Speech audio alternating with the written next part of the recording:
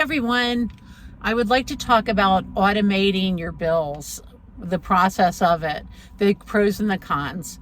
So the pros, of course, if you set everything up in a bill pay system, your cable, your rent, your, utilities, your phone, your, car insurance, everything, you set everything up, it automatically comes out of your checking account on the day or wherever it comes out, charge it to your credit card, whatever. Hopefully not, but hopefully you pay out of your checking account and pay cash for it.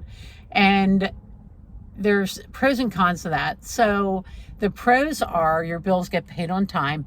There's no late fees. Everything's paid. It gets on its way. You don't have to worry about it.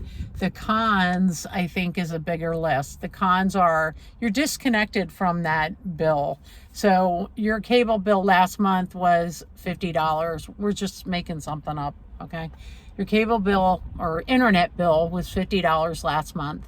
This month, it's automatically paying out, So if you're not looking and staying up with your finances, this month, your cable bill is $65.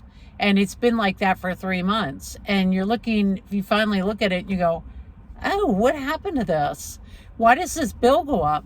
If you're paying it by yourself, you pay that bill. I go in every site that I have to make a payment on. I go in those sites and pay it way before it's due. But I look at the bill, I say, okay, last month it was $37. This month it's about the same. We're good.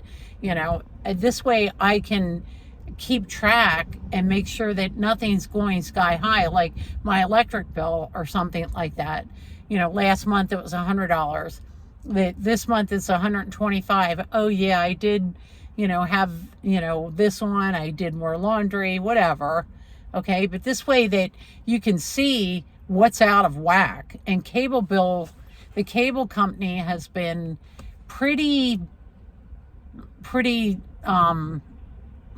liable about raising bills on cable.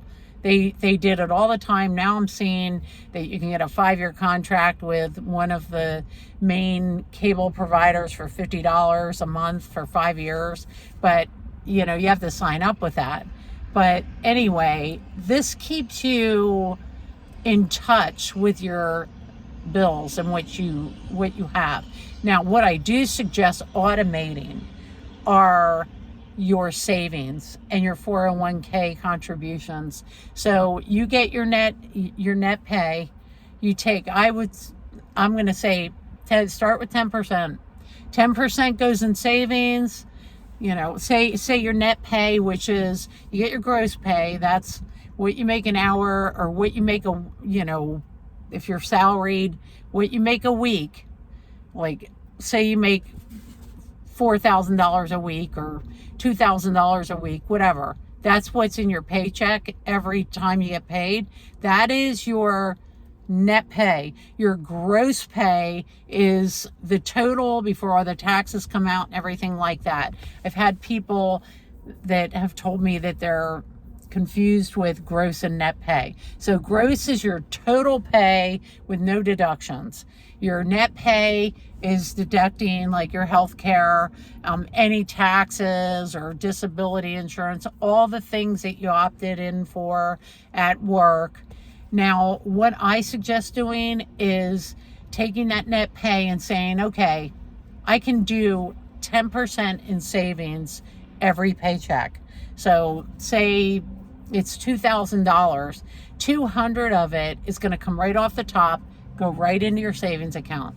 So you have $1,800 to play with until the next paycheck comes. Okay. So get used to that. If you can't do, 10%, do 5% in your savings. Okay. Put 5% in there. That's $100 out of 2,000. Put it in there. When you say, oh, I don't even miss that. I think I can do 10%. Keep jacking it up. It's just money in your savings account that's waiting for you for a rainy day. Okay. Well, for an emergency fund, so you don't have to go use your credit card to pay for like an automobile problem or your freezer goes out or something like that. Anyway, I also suggest automating your 401k or 403b, which is your retirement plan at work. Automatically, if they match, so you have 3% you have to put in and they'll match 3%, up to 3%. So if you're only putting 1% of your pay in there, you're missing out on an extra 2% match. So I would suggest put your 3% in there and then match it up to this 3%. You're going to get a match. Like say you put $100 in there. I don't know. Your 3% of, they're going to match up to 3% of the money that you're putting in there. Okay. I think I just fibble-fabbled my whole video. But anyway, so you want to put the maximum amount to get the employer match. And what that means is they're going to match, if it's 3%, they'll match your first 3% of your money. So make sure that you get your match. At least put that in. Now, if you have a really good 401k, I would suggest putting a little bit more in, but you might want to look at maybe a IRA account, a Roth, or a simple IRA. That's something that I'm not giving you advice on that or any of these other things. I'm just telling you that I think you should automate your savings, automate your 401k contributions. I'm not telling you what to do with that. I'm not giving you any financial advice. I'm just telling you that I think it's very smart to automate those things, because then they come right out of your paycheck. You don't even see it. And so therefore, out of sight, out of mind, and it's saved for you. And then you start to see it grow and you go, wow, look at that. It's really growing. This is great. So that's all I have to say about that. I hope this helps someone, and come back and like and subscribe. And if you want to hear something on a particular subject, please let me know in the comments, and I will look at it and see what I can come up with. Have a great day. Have a happy spring day. It's beautiful here in Pennsylvania today. Bye-bye.